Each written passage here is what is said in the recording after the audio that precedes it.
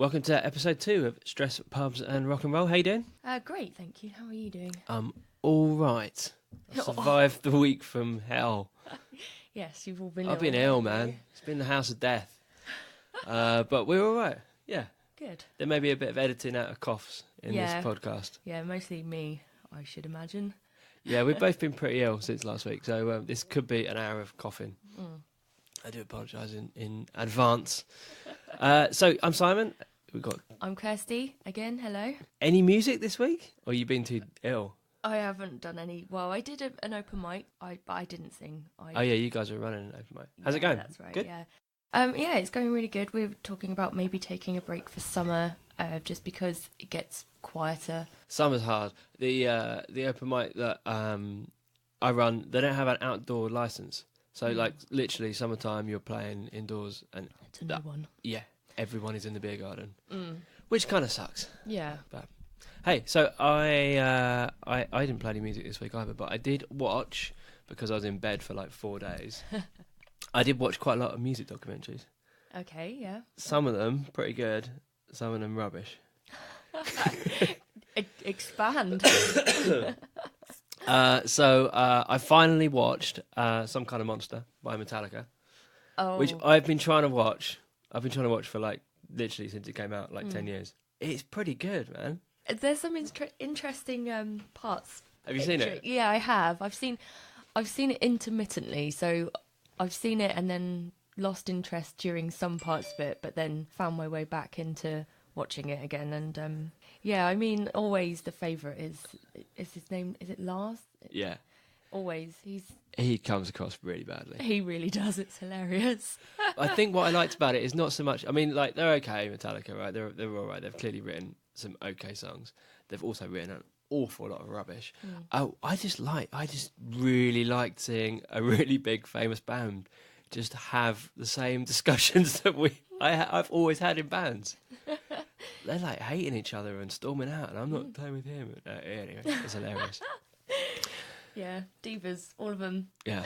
So if you haven't seen it, they basically get a I guess like a sports coach kind of psychologist in to try and get them, or to get in touch with their inner feelings, and so they have to tell each other how they're feeling and what they're. It's hilarious. There you go. So my takeout from watching that documentary was, wow, it's really nice to see big bands having the same stress that I had. And I watched the Lady Gaga documentary. That's pretty new.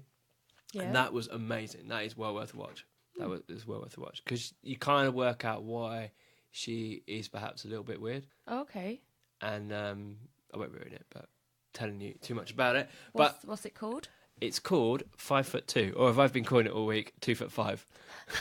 So, that's her actual height. Yeah, I mean, she looks a lot bigger on. But you see the documentary, she's tiny. She has to she goes to sleep in like the mic cases and. What? No, I'm joking. She's clearly not 2'5", but yeah, that's pretty good. And that's pretty much been my week of music related stuff. Oh, I found something that this is going to annoy you. What? I was gonna bring some like music related news this week, and the only bit of music related news that I found was a news article, and this will annoy you, about what was voted the UK's #1 song of all time, like the best written song out of any UK artist of all time. Of all time? Yeah.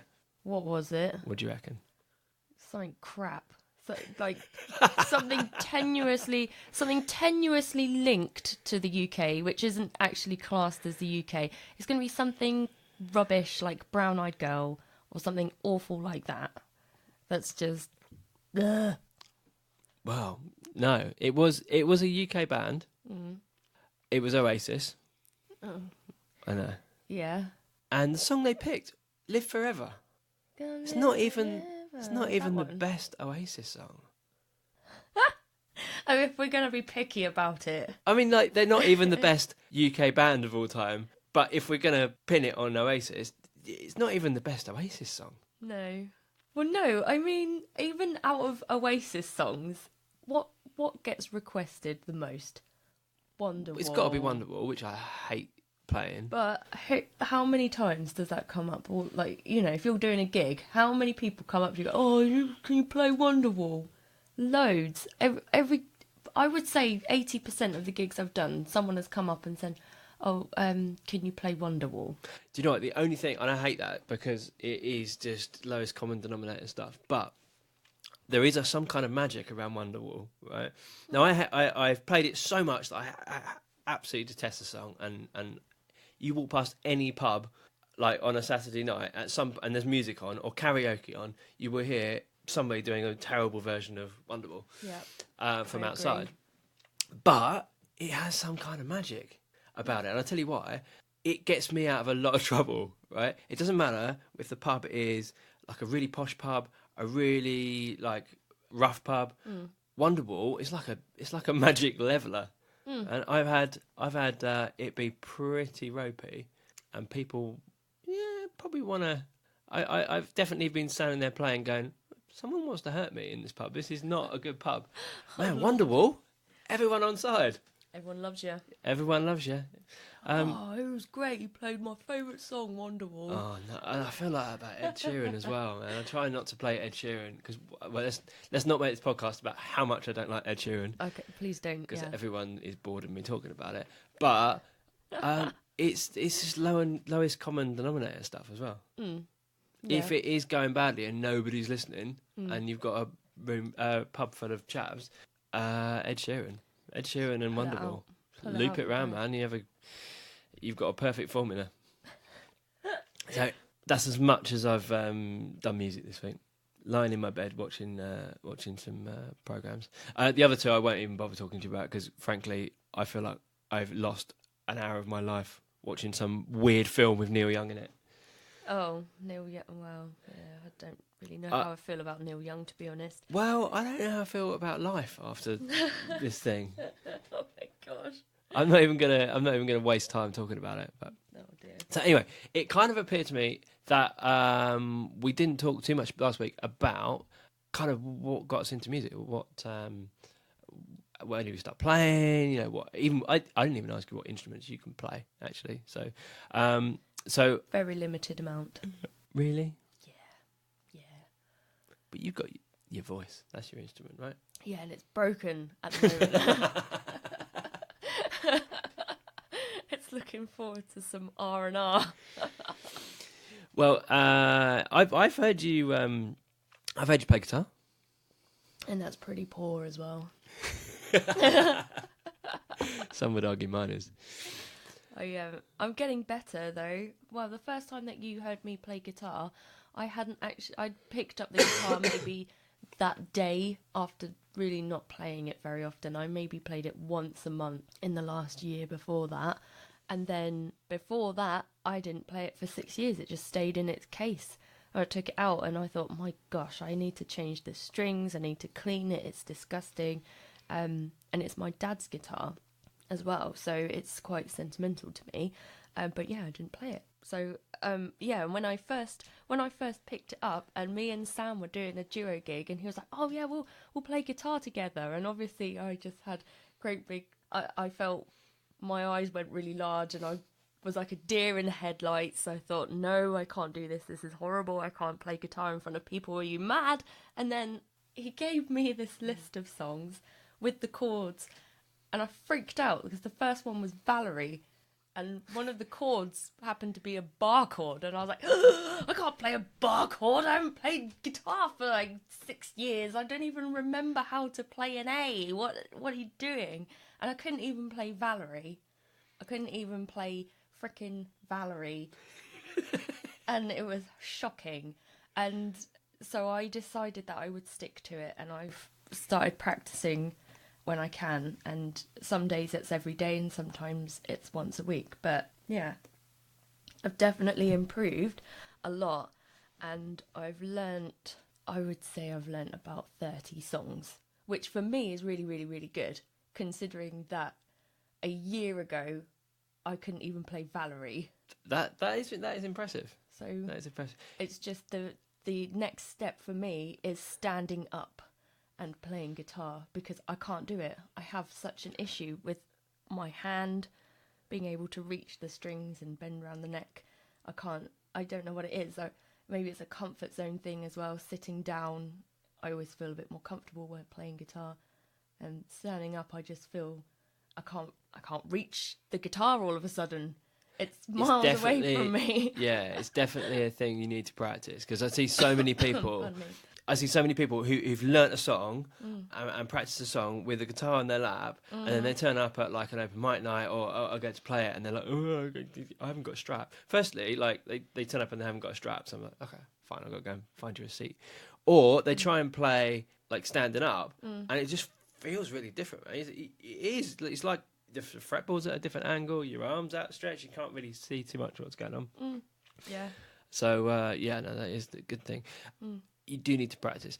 I remember when you said about bar chords. I remember when bar chords were this like mystical thing. Like when I was younger and we were learning guitar, like that was always like the sign of like a good guitar. Like you chat to someone, can you play guitar? Yeah. Can you do bar chords? Yeah. Oh man, that was like something to. And it is a big first hurdle, right? It is the first kind of step to like.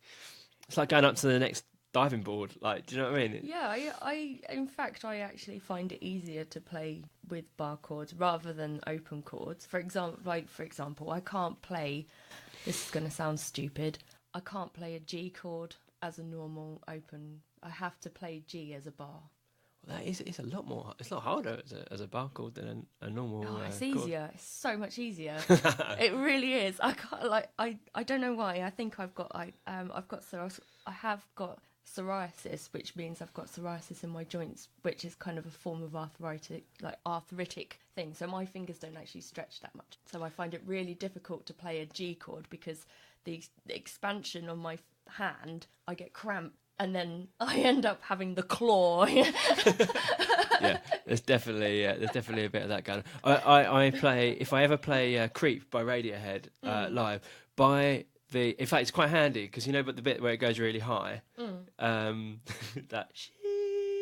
but normally by that point I'm going like, because my hand is complete. Chop my arm off. My hand is completely cramped up from playing. Because of course it's not played on the song. Firstly, they play it all the time, right? So they're used to doing that shape. But it's clearly played on an electric, which is a lot easier to do bar chords on the fucking acoustic. A lighter gauge, isn't it? So yeah, oh man, that you do have to work up to that. So when did you get into music then? What was your first? What first made you go, do you know what, I want to sing, I want to be in a band? Well, originally I didn't think I want to be in a band. So my dad started learning guitar when he was in his late 20s. He'd played music before, and my family are quite musically orientated as well. So my grandfather on my dad's side played drums and also played trumpet and was a pianist. So they're quite musical. And then a lot of my dad's side of the family are very into their music. They love singing, they love being around music, they love listening to it, they love dancing to it. So it's really, really always surrounded by music constantly. And then, my dad started learning guitar, and I was probably about 5, I would say. I was about 5 or 6. And then I started picking up his guitar and basically being like, "Oh, teach me how to play that, Daddy." And he was like, "Oh, okay." I was doing this for myself. But yeah, so then he started teaching me how to play guitar, and then I took some guitar lessons. So I had a Horner, a classical guitar. I've still got it. It's a 3/4 length Horner, and it's in a really odd colour as well. So nobody else, I've never seen one the same colour. It's like a dark red mahogany back, and the front is like a really light white. Okay. It's beautiful. Like, it is absolutely stunning, and I've had it for years, and it's still, it broke. I got it fixed. Like, the neck snap, I was devastated. I could, because obviously that's the first guitar that my dad ever bought me, so it's like, I can't get rid of it ever. I love it. But yeah, my first lesson, I've still got the sheet music as well from my first ever guitar lesson, and it was when I'm 64. No, well, it's a good song. Yeah, and another one that we learnt was Summer Holiday. We're Bit of Cliff. going on. Yeah, Oh, I see. was like 5. I just thought, well, I don't listen to this, and it seemed to be the guitar teacher's favourite songs, Beatles and Cliff Richard. Well, at least you didn't go, today we're going to learn one of my songs. Can you imagine? Every week you're helping him record his own songs. Yeah, and we had to do a recital in the school hall, and I forgot my guitar, and I had to go and get it, and oh my gosh, it was so stressful. And he shouted at me, he was like, "You haven't been practicing," and we just stood there basically in a little line of 4 kids playing the D chord and just strumming, while he just pointed his finger at us. It was terrible. It can put people off, right? I learned a recorder at school, and I hated it. I've still got mine. Is it any good? Are you any good at it? No. No, I don't think. I've never heard anybody play a recorder in a tuneful fashion. But I hated the damn thing, and we had to do an assembly at school where we did a recital of I no idea what song it was. Let's be honest, doesn't matter what song it was. It would have sounded the same, whatever song. But I really didn't want to do it. Like, I was really scared about standing up in front of people, especially the fact that, 1, I hadn't practiced, 2, it's quite a scary thing anyway. Yeah. So on the morning of the assembly, I deliberately left my recorder at home and thought that job done, we'd got out of it. I got to school and the music teacher said, right, get your recorders out. And I said, sorry miss, I have left mine at home. And she said, right, well, you have to pay the ruler then. So she got me this wooden ruler. What? And you had to pretend to play a ruler. Not only did I have to pretend, I had to do a bloody solo. I had to stand at the front of the assembly with a bit of wood in my mouth and do a solo that I imagine sounded like... Oh my God. That was more mortifying than not learning the recorder properly, right? I could have probably blended in with everyone else, like just not blown. Oh my God. But having to stand up and do a ruler solo that's harsh, man. Ruler solo, go! What a bitch. That is pretty... Wow. I mean, she knew your game. Oh, transparent. Yeah, she saw through me completely. She was like, and oh, she was like, I'm not letting this little... Yeah, she was like, no, you're not having that. It's like back in school when they used to, if you forgot in speech marks, your PE kit. Vest and pants. They used to make you do it in your vest and pants. I don't think they do that anymore. All right. I'm not sure it's appropriate. Yeah, I mean, it was a different time. I think things have come out the woodwork now. Yeah, but yeah, back in the day. Oh, you've forgotten your PE kit, have you? That's a shame. You have to do it in your vest and pants. What? Also, and in the end, you just go, oh, I'll just go to Lost Property. You were searching through some manky PE kit just to avoid sitting in the hall in your vest and knickers and your little plimsolls, because that was just the worst. It's also not a good life lesson to learn, right? Because you go to the gym now and you've forgotten to bring your gym kit. You walk out in vest and pants, you get kicked out. It's not appropriate. Welcome there again. Yeah. I've had to move gym 3 times. Now I just can't be bothered. So, what's that teaching kids? It's supposed to teach them not to forget your PE kit. What it taught me was I was more flexible in my pants. Oh, man, school's harsh. Yeah. School is harsh. So, actually, which leads us nicely to how... But I first got into like music, so this was quite a traumatic thing as well. I was in maths, right, and I was 11. I had a new kid who'd moved in like 2 doors down from me on my road, and up to this point, I was listening to like Jason and Kylie, and I was like quite into that whole Neighbours thing, right? Really like that, don't you? Like, you've got a thing about Jason.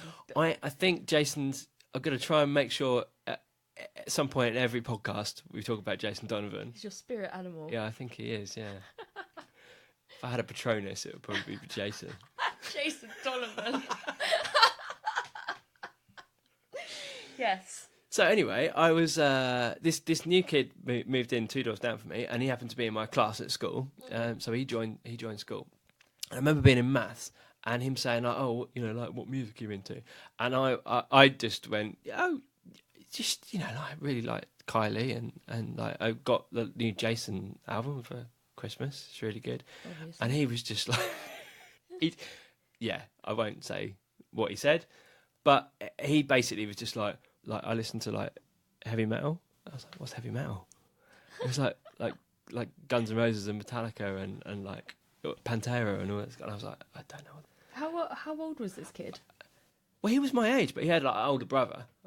Let's be honest, two things Right. happened. He had an older brother, and I was pretty sheltered. Okay. So the combination of the two.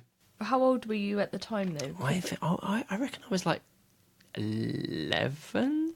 Yeah, see, 11 is quite an early age to get into the music that you're not brought up by your parents. Do you know what I mean? Like, it's the time when you sort of kind of start branching out, but you still play it safe by listening to your parents' music because that's what you know and what's familiar, I think. Yeah. But that weekend, I had some pocket money, right? So that weekend, I went down to Our Price. Which is your favourite? Again, Yeah. let's talk about it every week. And I'm going to buy a heavy metal album. Oh my god! And I didn't know what to buy, and I just went in and I bought Bon Jovi. Cool. Yeah. Slippery and Wet. Having never heard it, it looked like it was going to be like a heavy metal album, right? The font and stuff was like pretty heavy metal. So I bought that, and that blew my mind. That honestly, that single thing, thanks to that maths lesson and thanks to me buying that album, that has completely changed my music taste for the rest of my life. That blew my mind. That was pretty cool. Yeah. And then obviously later on I found out Bon Jovi, pretty much like the Jason Donovan of heavy metal music, but it's a gateway drug, right? Well, it's an entry level. Yeah. Entry level rock, I suppose. I don't know. Bon Jovi, all right. They got some good tunes. They were all right. Okay, they were all right, and then until like the noughties, they were pretty cool. what, when they released that? It's My Life. Was that yeah. I quite like that song. That was probably like the last half decent thing they did. I just like the effects on it. Bow wow, do do do do. I don't know what they're called. Have you ever tried to use one of those things? So if you don't know what we're talking about, it's like listen. a vocoder. Is it? No, it's not a vocoder. Is it? Is it a vocoder? I don't know what they're called. It's like a little tiny thing that straps to your mic, and you put it in your mouth. And it might be a voice box. And you play the guitar, and it uses your mouth a bit like a Jewish harp, kind of. So I was just about to demonstrate, but I can't because I haven't got one. But yeah, you basically just sort of go like wah wah with your mouth and play guitar, and it makes the effect. I've used one once. I had a guitar teacher once who had one, and I had a go, and I nearly threw up. Oh. I'm not very good with stuff in my mouth like that. Well, that's the story for another time. Oh my goodness. Yeah, but that's how I got onto rock music anyway. But before that, I was listening to things like your parents listened to. So like really into like Eagles and Jackson Browne and all that kind of like 70s stuff. Bruce Springsteen, big fan of Brucey. Oh, I don't have anything nice to say about Bruce Springsteen, unfortunately. What's he done to you? Oh, I don't like him. He creeps me out. Creeps you out? He creeps me out. In what sense? Just all of his songs. He's got such a creepy, non-committal voice. Like, everyone's like, oh, he's so powerful. He's not. He's just, for example, what's that Christmas song? He does Santa Claus is Coming to Town, doesn't he? And he's like, the way he sings it, it just, you better watch out. It's like that. You're like, oh, and it just freaks me out. And then what's something about Diane? Oh, I can't remember any of his songs now. I do feel like you're judging Brucey on his one Christmas hit, no, which is not representative of the rest of his. It's other songs as well. The way he sings them, it drives me up the frickin' wall. It's so he trails off to at the end of every phrase that he sings, and it's always flat, and I hate it. I'm like, oh, it winds me up. I don't like it. It creeps me out. It sounds like that character from Monsters Inc. it Monsters Inc.? And she's like, always watching. Like, Oh, it's kind of like that. the lady on the desk. Yeah. It's just got that gruff, creepy thing. I don't know. I can like appreciate it from a distance, but I wouldn't. Yeah, with the sound off. Yeah, I wouldn't go to a concert though. I'd be wasting my money and You would. and somebody else would make much better use of that ticket than I would. That's all I'm saying. I've got loads of friends, and you included, who absolutely love Bruce Springsteen, but it's not for me. That's fine. I'll go on my own. Go on your own. Have a great time. I will. If he plays the Christmas one, I'll phone you and Please stream don't. it. I was raised on Elvis and Buddy Holly, the Everly Brothers, the Beach Boys, Del Shannon. Del Shannon's a huge one. Still very American, though, right? Yeah, like American rock and roll, I suppose.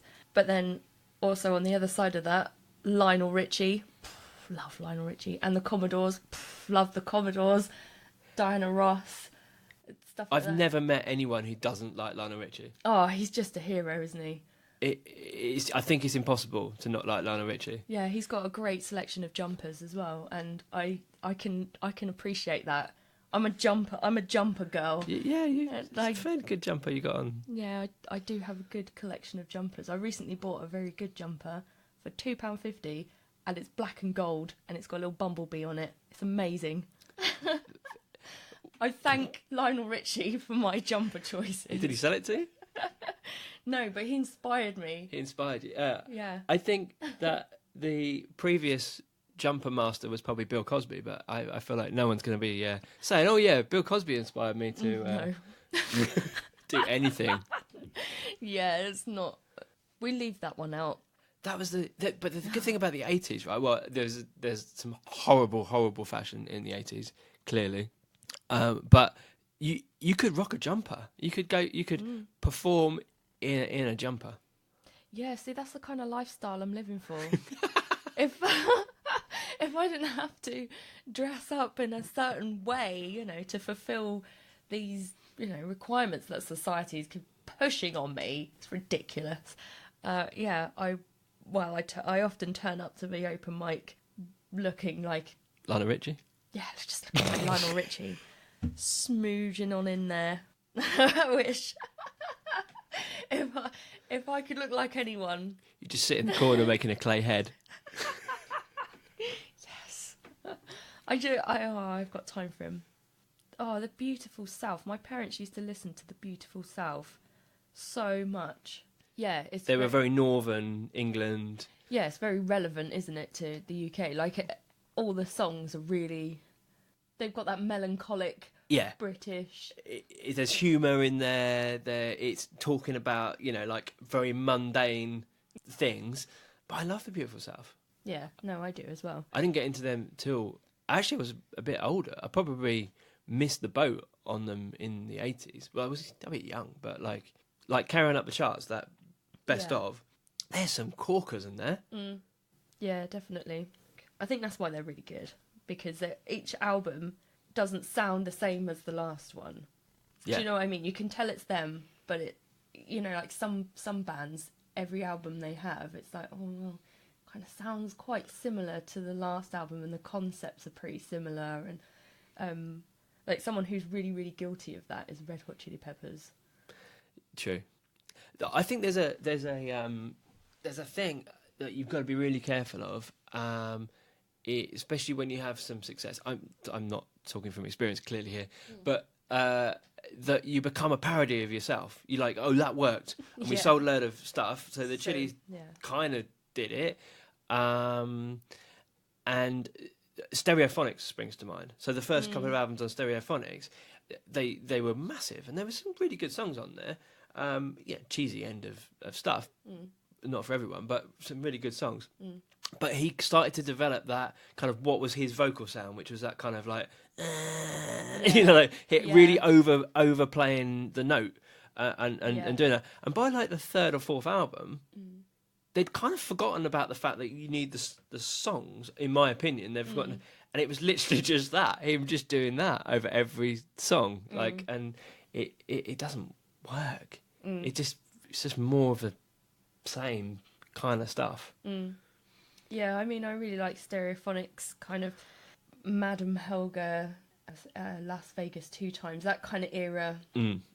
Dirty rock, really, really just disgustingness. I really love Kelly Jones anyway. I've got a thing about Kelly Jones. I don't know what it is. I feel like he's quite... Well, I can hook you up. I man. used to know someone who lived in the same block of flats as him. Oh, really? Yeah, I shouldn't tell you that. There's a route in. We can find him. Don't worry about that. No, we're not that kind of person. I can appreciate him from his albums. That's From afar. from afar. From the other side of his window. Yeah. Inside his wardrobe, just staring through the gaps. Yeah, that's horrible. Is he an attractive man? I guess he is. Yes. He's got that kind of Yes, he is. polished look about him. I feel like he's small. I feel like he's tiny. What? I mean, he's not Lady Gaga tiny. You couldn't put him in a knapsack. Can't be 2'5", no. But I feel like he looks like he's going to be small. Do you know who is small? I'm just trying to find something that better him. Matt Bellamy. Matt Bellamy. Yeah. And What a what's the other ledge. one? Dom from Dick and Dom. Dick and Dom in the bungalow. No, all of Muse are really tiny. Are they? I saw them all once. I really just thought small. they were a long way away. No, they're really small. I've met all 3 of them, and I was taller than all of them. Really? Yeah. If you can play like that, though, who cares? Yeah, no, they're Matt like Bellamy is amazing. a ledge. Yeah, they're really, really like they're not just short. They're kind of petite people. Do you know what I mean? Like everything about them is quite petite. It's quite cute, really. It's like, oh look, there's Muse. The borrowers. There they are. Yeah, just pick them up in your hand. Give us some treats. I'm not sure you can keep Muse as pets. I don't know. Best pets to have. No, yeah, I was quite surprised. I didn't think that they were... people just look larger, don't they, on television or on videos? Well, I think on TV, everyone who's ever met someone off TV go, oh, he's taller than I thought he was going to be. So maybe TV people look like smaller, and maybe like music people are actually look bigger than they are in real life. Maybe music people are generally quite small. I don't know. Yeah, maybe. Yeah, Girls Aloud, they're all pretty small. They're all pretty petite people. Yeah. Yeah, they're shorter than me as well. I mean, I'm making myself sound like I'm freakishly tall. I'm not. I'm quite. If you've not ever seen Kirsty, she's sitting next to me. She's about 10 foot. Just to bend double to record our podcast. She's like cramped in some. I have to crawl into my house because I don't fit. I think everyone's small compared to me. Oh, look how small they are.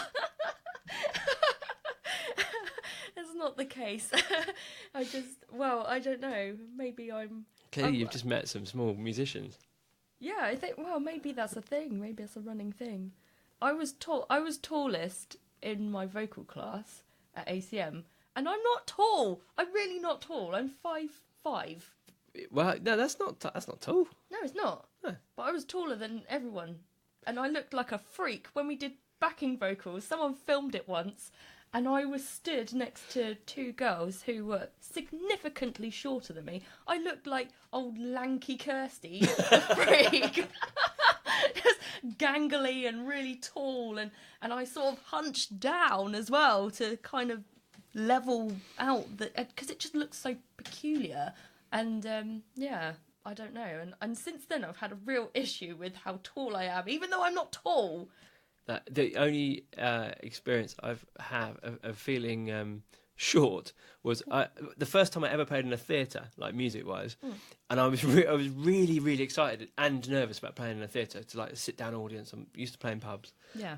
It was a big deal for me, and they had a compare in between the acts, like kind of, and I'd done a sound check earlier in the day, and it sounded good, but I'd been very aware of the gravitas of the thing. You got your own dressing room, and you've got to wait in the wings and come out and stuff like that.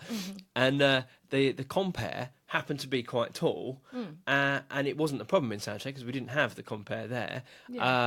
He introduced and said, right, our next act, please give a warm welcome, Mr. Simon Williams. And, like, you know, all the theatres, like, clap in, and I come out on stage, start playing my song, I get to the mic, and he hasn't adjusted it from when he's introduced the acts. And this guy's, like, 7 foot tall. So I'm like, I have a choice to make. I'm already started the song. And people are clapping along. Like I can't remember what I was playing, but it was you know, something. I deliberately picked a song to get people like on my side straight away. And so I'm getting to the start in the verse, and I'm thinking, well, the microphone is about a foot above my head, and so I thought, I can either stop.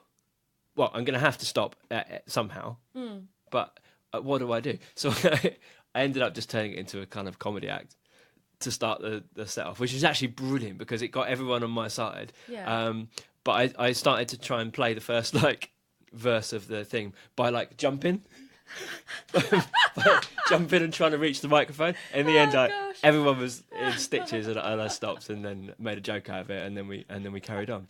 So it's actually kind of worked quite well. But I just thought, oh God, what twat! It's like the first time these people have seen me, and I'm like, thanks, mate. Thanks. Yeah. I mean, if it's too low, you can kind of, as long as it's not ridiculously low, you can stoop down a bit, especially if you're only playing a couple of songs.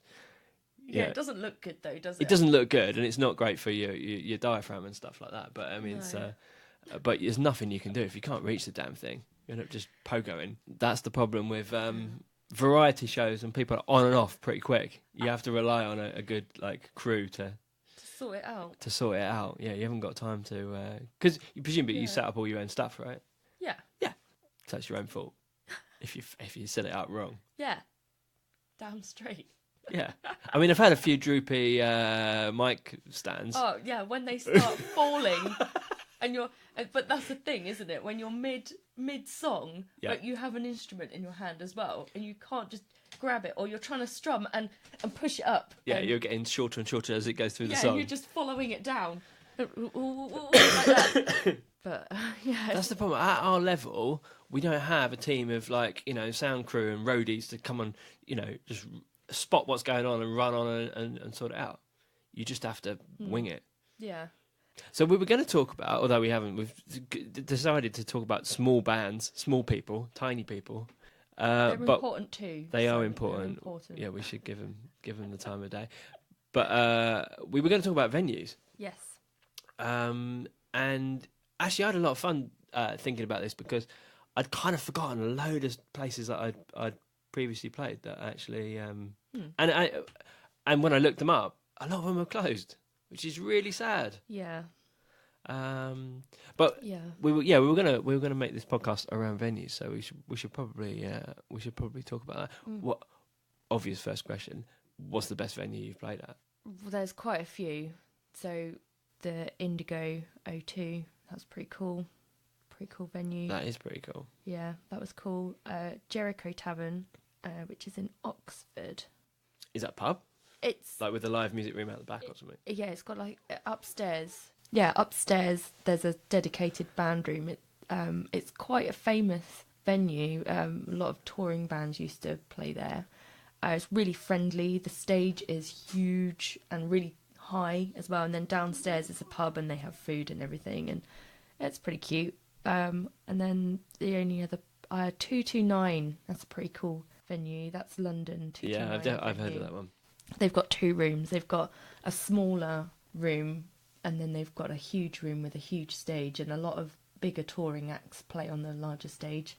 Yeah, I've played there a couple of times, and then also supported acts that have been playing there as well.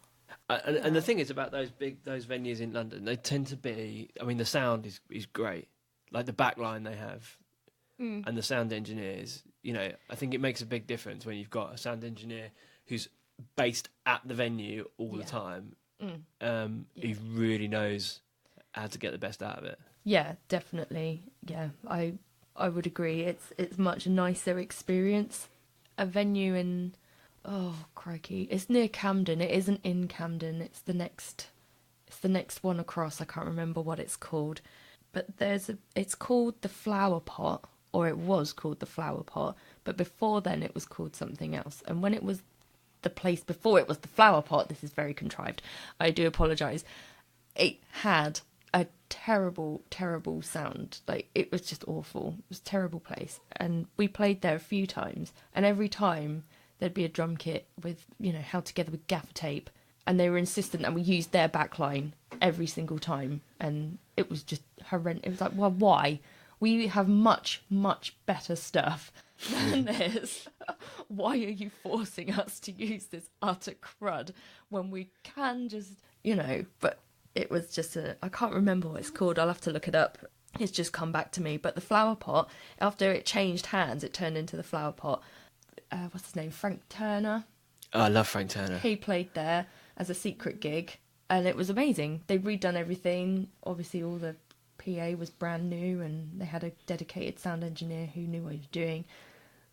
Didn't force you to play on an old Pearl that was beaten to crap. It was just much, much nicer, a much nicer place to play. But there's also smaller venues in places like Guildford. Guildford's got loads of good stuff. I guess because you've got ACM down the road, and there's a whole bunch of like bands and stuff coming out of that area. It tends to be that, I guess, I think most towns have had music venues in the past, but a lot of them are closed down because they haven't got the traffic of bands and people wanting to go out and see live music. But Guildford seems to have managed to survive because probably it's got enough bands to be doing gigs every every day of the week. Yeah, probably every day, I would imagine. Yeah. The Boiler Room's good. Yeah, Boiler Room is a good venue. The Star, it's underrated. The Star. I've had some good gigs in the Star. Yeah. It's that room out the back. They had a weird door policy last time I was there that you had to, I can't remember what it was now, but it was something around you had to sort of basically fund a number of people. You had to bring a certain amount of people, otherwise you didn't get any money and all that kind of stuff, which that sounds like a promoter. Yeah, I think it was a promoter, isn't it? But they've got that room at the back, haven't they, at the Star, which is cool. Yeah, I used to run a night there, and it used to be really cool because it's a large room. I mean, if you don't fill it, it sounds awful, but if you do fill it, it sounds great. And they have a huge desk at the back. The only trouble is, because it's only got one fire exit or something like that, you can only legally fill it up to half of its capacity or something. So the full capacity of it is much, much larger than what you're allowed in there. You're only allowed 132 people in there or something like that. That room's not big though, is it? Let's be honest. It's a bit mental. When we used to run a night there, we used to have a clicker, and then if there was too many people in there, we had to have people waiting down that little corridor leading to the door of the literally waiting, and it used to be one in, one out, and we used to have to keep track of it, otherwise they'd shut it down. It was a bit crazy, but I suppose safety is safety, isn't it? That's a nice problem to have. It's better than like only 3 people turning up to a gig. Which reminds me about a gig we did. So I grew up in Epsom, South London, and a lot of the bands that I was really inspired me when I was younger were people from school.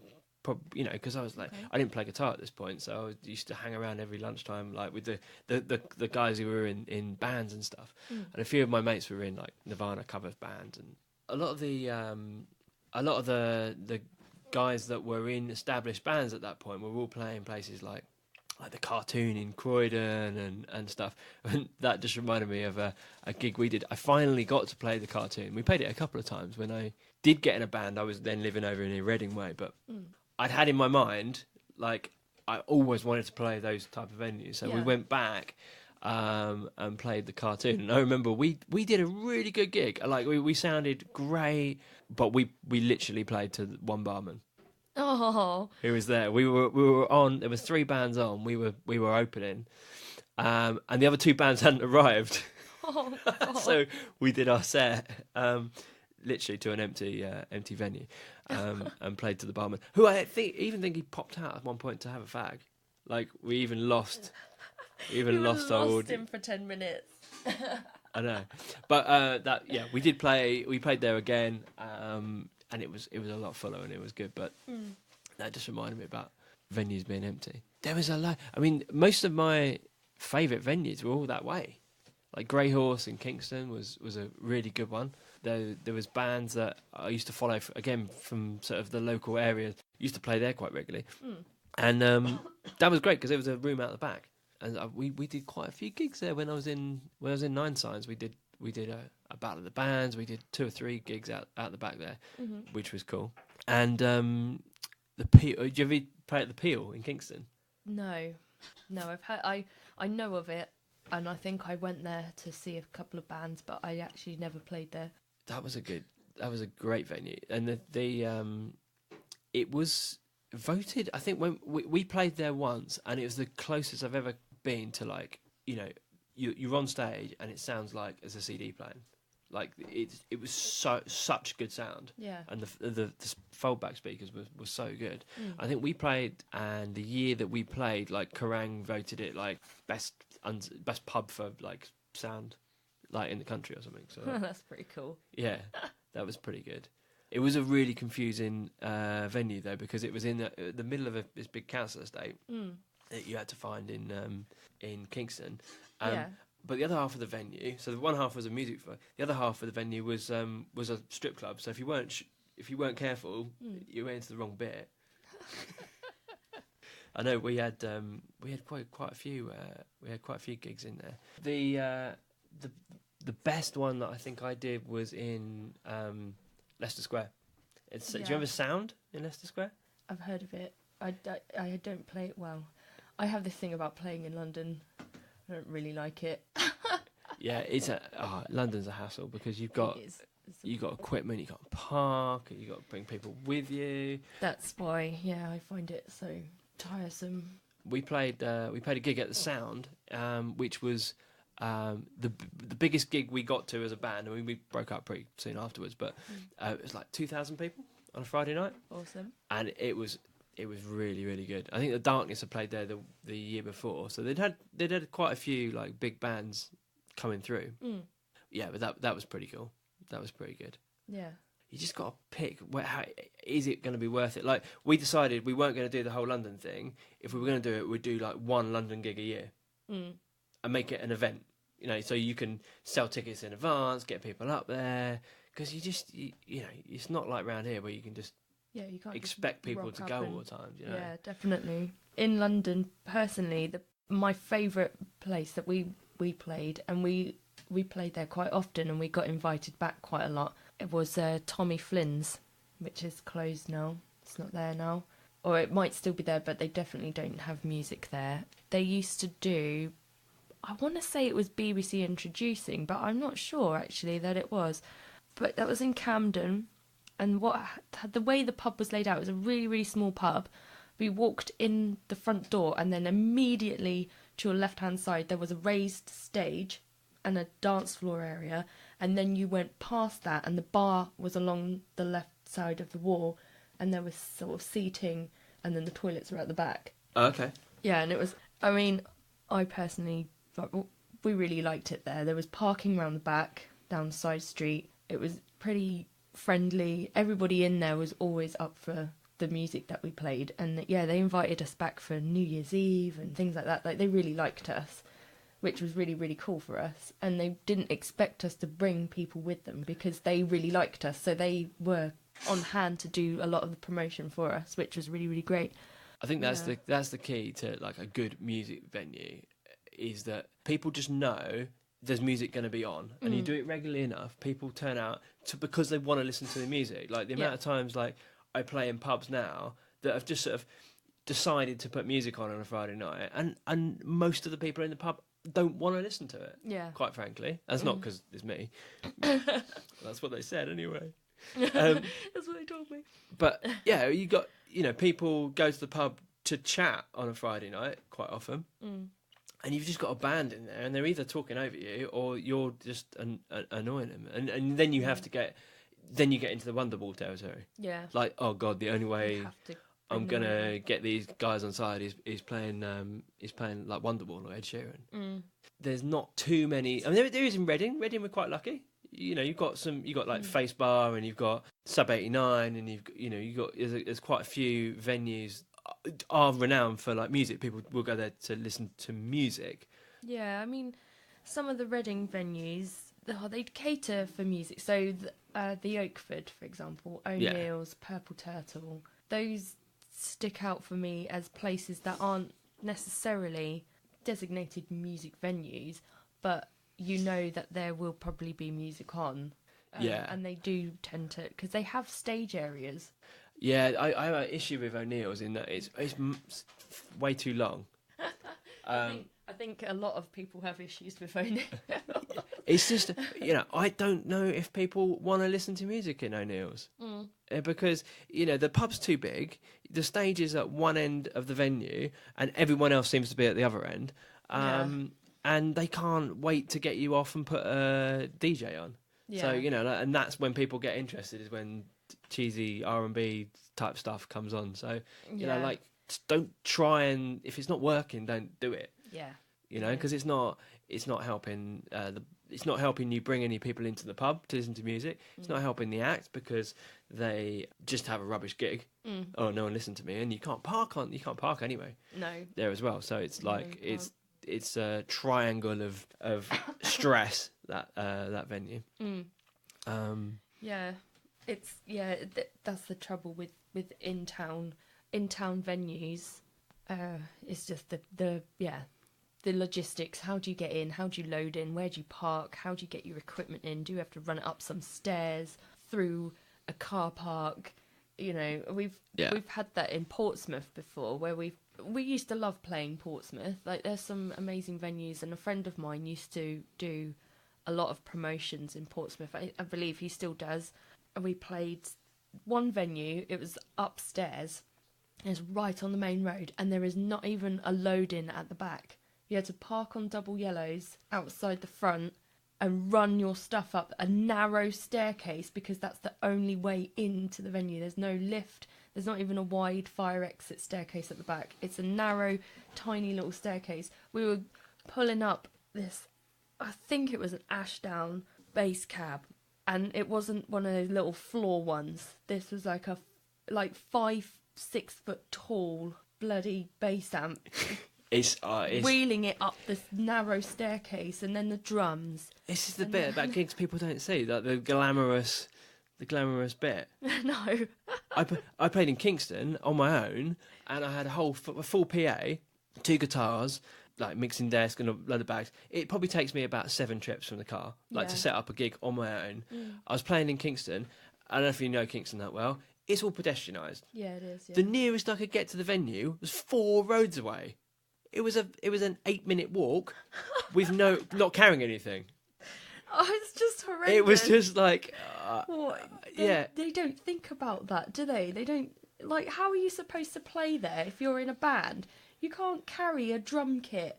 You can only physically carry maybe 2 drums on one arm, and then maybe a satchel with your drumsticks in and things like that. But then you've still got the hardware, and then, the other drums. The other freaking... You don't just drum with 2 drums, do you? It's just unbelievable. And then you've got guitar amps, and then your guitar, and then all your leads, and then the PA. And it's mental to me. And that's the thing as well. London venues do that a lot. Like, we played in a pub near Waterloo for a party, but the venue, it was upstairs in this really old pub, which was cavernous. It was huge. So you had like a really good trek through the pub before you got to the stairs. And then there wasn't just one set of stairs. It went up and then turned around back on itself, and then it went up again. And we had to park on double yellows a road away, because the main road is that road that goes under the bridge. There's a main bridge in Waterloo, and you go under it, and it's chocker with 4 lanes of buses, and everyone you can't stop there. So, oh my gosh, yeah. So we had to park kind of round the side, and then lug all the stuff down the road, through the venue, and then have a little break, and then go up the stairs, That's when you need a back line. When you just think, well, how do you get your deliveries into this pub? Is there not a back entrance? No. Where'd you get your... How'd you get your stock in? Like, what the hell? I don't know. The worst load-in we ever had, I'm not even exaggerating this either, was for a military summer ball. And the venue is in Portsmouth. Again, they love their stairs in Portsmouth. They just love them. And we had 1, 2, 3, 4, 5 sets of 14 set staircases. Nice. To go up to get our stuff in. We had to go up and down 5 sets of stairs about 18 to 20 times to get all of our stuff in. And I nearly died. It took us 2 hours to load in. Before we'd even sound check, it was 9 o'clock and we'd got there at 6. When your load in takes longer than your gig, you know you got issues. That's why it's awful. I think that's why musicians don't go to the gym. They don't need to go to the gym. My workout is setting up. So some of the pubs, most of the pubs that I'm playing at the moment are not what I would say dedicated live music places. The stages are lovely. The stages are like the holy grail for bands, because you've got somewhere to set up. But what really annoys me is most of the pubs I'm playing in are like just normal pubs, and they don't I say, right, I'm going to be here at 6 o'clock. You want me to start at 7? I'll be there at 6 to set up. And they've made there's always people sitting eating, just had their food delivered in the space where I need to set up. Yeah. I find that so irritating, because then I have to play the bad guy and say, "I'm sorry, I'm going to have to set up," and they're like, "I've just been given my food." Yeah. Or I say to the pub, "Can you reserve a space?" And they just don't do it, or they reserve you a space that you couldn't even fit like a single wheelchair in. Do you know what I mean? Like, oh, sorry, I was supposed to set up my entire stuff in this half a metre area. But there's always people who've just had their food delivered, like sitting right where I need to set up. Yeah, it's so stressful, because I allow an hour because it takes me an hour. It takes me like 40 minutes to set it up, get a decent sound, and have time to go for a wee, get a drink, and then be ready to start like at my start time. Yeah, definitely. Like they leave you like 20 minutes to set up, and then they're getting grumpy that you're not started like until like 8:15 or something. Yeah. We actually have that quite a lot at our open mic, you know. Bear in mind, we do it twice a month. They know They know you're coming. They know it's going to happen. They know what time we start. They know what time we get there. We've been doing it for a while. And every time we arrive, the space is occupied. You either want music on in your pub, and therefore you have to make the space available for music, or do you know what? If you make more money from food and having people in there, that's fine. Don't book music. Yeah, that's it. It's like because when there's people eating, it's really annoying as a performer, because you're like, I can't be too loud. I've played in a few restaurants as well. There's this weird. I don't know if you've ever played restaurants. A couple of times. I don't really enjoy it. There's a weird thing that happens in every time I've ever played in a restaurant. Is like, and it's not. This isn't the fault of the venue or the people running it. It's just a weird thing that happens with punters in restaurants. They feel like they can talk to you mid-song, like I'm not. Did you think this was some kind of, I was just miming? They don't wait until there's plenty of time in between songs. I mean, I'm starting songs, with probably 20 seconds in between songs. But if I see someone walking up to me, I'm not just going to launch into a song. I will, you can have a conversation. Yeah. But people, I'm in the middle of singing a line, and someone will say, "It's Lauren's birthday. Can you sing happy birthday to her?" And I'm like, yeah, I can nod. I've got a good repertoire of mime actions now. I can have a fairly half decent conversation with someone while still singing Brown Eyed Girl. Do you know what I mean? I can nod, I can point, I can sort of gesture with my foot. I can always do a thumbs up when I'm playing a chord. I've kind of got some chords where I can do it. Got to be careful with the G, because it looks like I'm swearing at them. Obviously. But I can. There's non-verbal stuff. Yeah. But no, people aren't happy with that. No, that's not. They want you to fully converse with them. Yeah. Yeah. Excuse me, have you got a minute? Well, I've got a minute. Yeah, in a minute. It's not just restaurants that happens to me quite often at gigs, like that are wedding gigs, private gigs, functions. I've actually been snuffed by a woman, like, because I didn't talk to her, because I was actually in the middle of literally singing a note. I was like, ah! I was in the middle of a belting song, and she came over and she said, excuse me, I need Bamba. Do you know, when you don't respond to them because you're actually in the middle of singing and they haven't worked out for some reason that you're unable to simultaneously speak to them and sing at the same time, And when I master that, I'll be able to help these people out. But it just, you sort of go, you gesture towards the microphone that you're kind of singing into, and then and you get nothing but attitude back. Bassist or, Sean or something will go, if you have any requests, talk to me. Yeah, there's... In your band, right, there's 2 other people at least. Is it 3 of you or 4 of you? There's 4 of us all together. So there's 3 other people who clearly aren't constantly singing. Yeah, well, that's the thing. There's 2... I mean, don't go to the drummer because he's behind a drum kit. It's hard to get to, but like... Yeah, there's 2 other people essentially at the front of the band.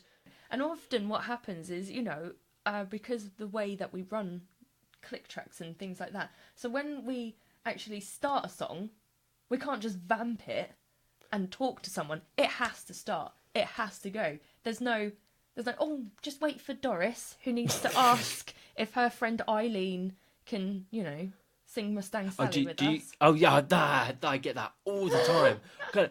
Can I sing a song?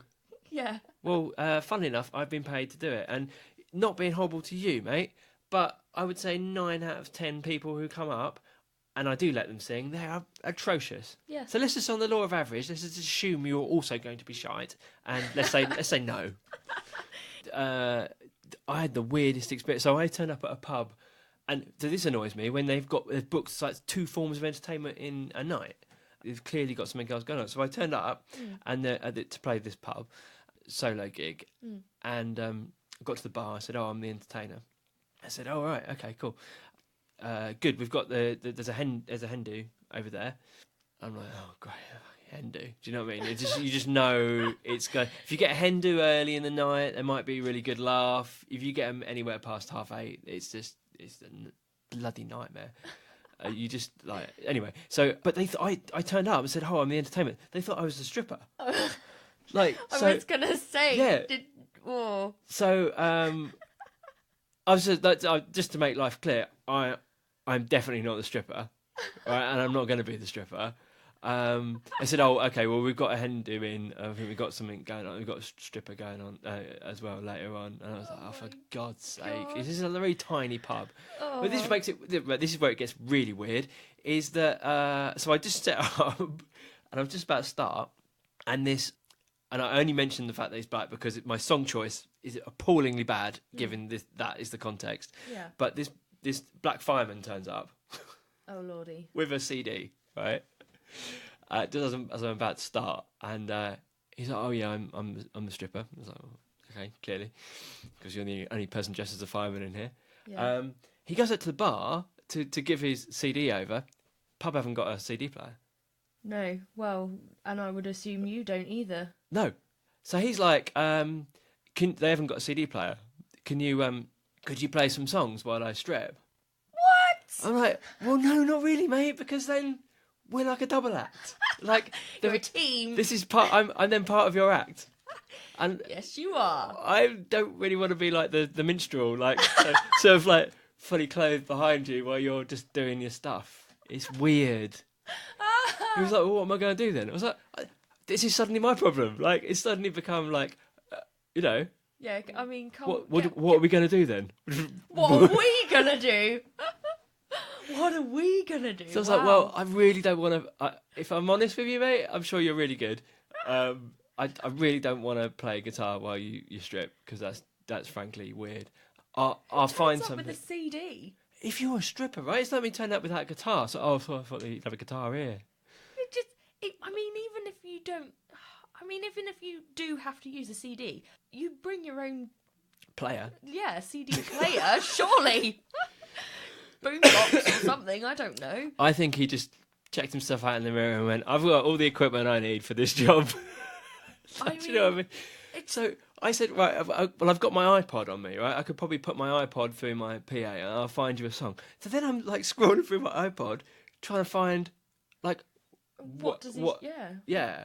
And I chose I chose Shakademus and Pliers. Don't know why.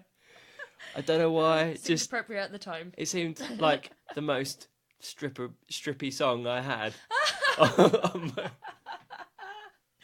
Oh my. So I'm like, Coldplay, no. Like Nirvana, no. Like there's just lots of stuff that isn't appropriate. Like Yeah.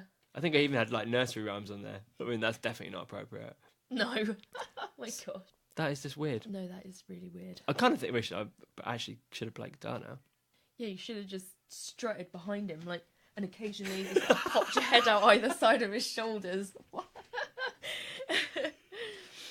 Do you know the other thing, just before we wrap up, the other thing that really annoys me about pubs, I don't know if this happens to you, that they leave the house music on. I don't mean that house as in like... Yeah, But they they leave the speakers on and whatever they're playing throughout the day, or the TV's on with the sports on, and it's not muted either. Yeah, every time in between songs, when you stop, you can just hear this kind of like... Droning background music, yeah. It's a weird thing with music. You don't get it, like, you wouldn't go to see a play, and that, you know, you wouldn't have like that go... You're trying to do a play on stage, and there's a... radio show going on in the background. It just wouldn't happen. Like, don't do it in a pub. It's disrespectful and it's really annoying. Yeah, it is annoying. I don't know. Things that annoy me about doing gigs in pubs is they don't advertise their gigs really. You know, there's only specific music pubs, like you were saying, and a lot of venues that a lot of pubs aren't completely tailored to music. But the ones that are, they should be advertising their gigs, and some of them don't. And it's really infuriating that none of the people who are in the pub know that there's going to be music on, and it's a surprise. They expect you to bring people with you. Yeah, to the pub. We're not rent-a-crowd, mate. Yeah. Do you know what I mean? Yeah. You wouldn't expect that with a DJ. No, exactly. They always stick you in front of the toilets. Oh, the amount of gigs I've done where you have to leave a space for... Normally, it's in front of the women's toilets. That's not because I've sat up there. But yeah, you have to sort of leave a pathway through your band, so that people normally can go to the loo. Someone can go to the loo every 2 seconds. Yeah, or your setting up space is significantly impacted by the fact that they've put you in such a weird place in the pub that There's a fire exit right in the middle. Yeah, exactly, and you have to set up your equipment, bearing in mind there's going to be cables. People are going to walk past there every 5 minutes, and it's so infuriating. And then the space is completely ridiculous, and they always say something like, well, we had a 12-piece band in here last week. You know, did you? Where? Hanging from the rafters? Are you mad? Where? There's four They of were all us. playing tiny violins. Yeah, they were all really small. We had music here last week. They were fine. They played on the bar top. Yeah, exactly. They were fine. They didn't have any issues at all because they're so freaking tiny. Oh, I don't know. It drives me up the wall. And then power supplies. Because they stick you by the toilets, there's not generally any electricity near the toilets because that's where the water is. So you have to run an extension lead from the other side of the pub, gaffer tape it to the ceiling, and then pull it down the other side of the wall so no one dies. How I've never burnt down a venue, I don't know, but I've had like daisy chain of about like 4 or 5 different 4-way plugs going just off of one. Yeah. Where's the power? Oh, basically, I plugged in at home, and ever since I've been driving here, I've been feeding it out the window. Yes. Yeah, everything, like literally the whole band and all your lighting rig is run off of one socket that's behind the fruit machine. Yeah. Either that At or the opposite behind end the of the bar, pub. plugged in next to their glass washer. And then a member of staff decides they want to charge their phone. I just, before we just quickly finish, I just was reminded of a really funny thing that happened. I've mentioned it a few times. We did a wedding. I asked when we could load in, and then the load-in time got earlier and earlier, and I was like, I'm sorry, but that's just becoming unrealistic. we're not coming in the day before to set up and sound check. It's not happening. We're not leaving our stuff there. Don't be stupid. And the woman who was the event organizer for this wedding and at the venue, she told us that when we arrive at the venue, we can set up our equipment in another room and sound check in there, and then put our stuff in the room where we'd be playing. Oh, good. It's like, so the point of sound check was just so that you could check your equipment works. Oh, yeah, I was like, well, I might as well have a sound check in my lounge then. Flipping, no, it works. Have a sound check in my lounge, and then I'll drive to the venue and everything will be fine, won't it? Because I've already sound checked, haven't I? I couldn't believe the stupidity of it. And then she said to me, this is the icing on the cake, well, other bands do it. Well, then they're stupid. They are stupid. Why are they agreeing to that? I'm just saying. It serves no purpose whatsoever in a sound check situation to sound check in a completely different room that is completely different size, shape to the room that you're going to play in. That makes no sense. It doesn't, does it? Conversely, though, as a guest at weddings, I've been to some weddings where I've had the opposite, where you're in the middle of eating and the band is walking past your tables, bringing stuff in and setting up in the corner. So there needs to be a bit of the venues need to let you in the morning. It's a pain in the bum if you're in a band and you have to set up on the same day and then go home and come back again. But look, at least in the same room that you're going to be playing in the evening, set up before all the guests there, because it looks really unprofessional. If you're dragging equipment in, and that's the thing with you. What is the point in setting up in a different room, and then when the guests are there, then pulling stuff in anyway? Yeah, it's just mindless, completely mindless. It's just a case of the venue isn't equipped really for having live music there, along with them having dinner for their guests and everything else, because there should be a separate load-in entrance for a band and load out, because when you load out, you have to load out through the same way you got in. You're going across the dance floor. Sorry. You're going through where people are going to be going in and out. I don't know why we do it. No, me neither. It's a summary. What I've learnt in the last hour is, why am I bothering? What am I doing with my life? This is such a bad decision. So let's wrap it up. That was venues. Basically, the idea is don't play in one. They're not a good idea. Just don't bother. Don't bother. It's not worth your sanity. We'll be back with another topic, a more cheery topic, maybe. Yeah, maybe. One that doesn't make us so grumpy. Yeah. But we'll see you soon. All right. Thanks. Bye. Bye.